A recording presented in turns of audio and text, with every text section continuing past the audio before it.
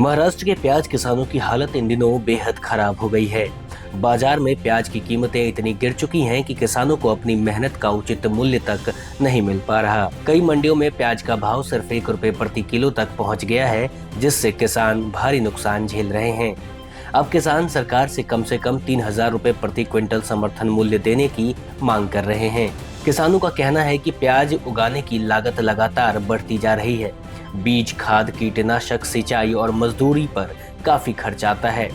प्याज उत्पादकों के अनुसार 1 किलो प्याज तैयार करने में करीब 22 रुपए तक की लागत आती है।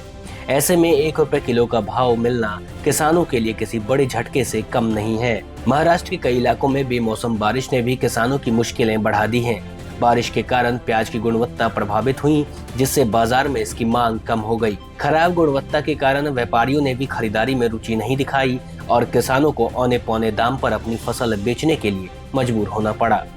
स्थिति को और कठिन बना रही है पड़ोसी राज्यों की बाजार व्यवस्था। कर्नाटका और तेलंगाना के बाजार इस समय स्थानीय प्याज से भरे हुए हैं। इसके चलते महाराष्ट्र के प्याज की बिक्री इन राज्यों में काफी घट गई है। मांग कम होने और आपूर्ति अधिक रहने से दाम लगातार नीचे जा रहे हैं। कई किसान कर्ज के बोझ तले दबते जा रहे हैं। उनका कहना है कि हर साल मेहनत करने के बावजूद उचित दाम नहीं मिलते, जिससे वे कर्ज और आर्थिक संकट के चक्र में फंसते जा रहे हैं।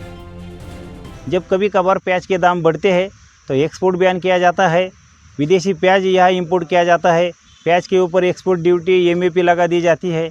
अलग अलग पाबंदी लगाकर, टर्म कंडीशन लगाकर केंद्र की सरकार प्याज के दाम ये जो कंट्रोल में रखती है। तो हम मांग कर रहे हैं कि जैसे ग्राहक हित आप देखते हैं, वैसा किसान का हित देखिए और किसान के प्याज का दाम बढ़ाने के लिए, उनको मुनाफा होने के लिए मिनिमम 3,000 रुपये यानी प्रति किलो का 30 रुपये का दाम मंडियों में मिलना चाहिए।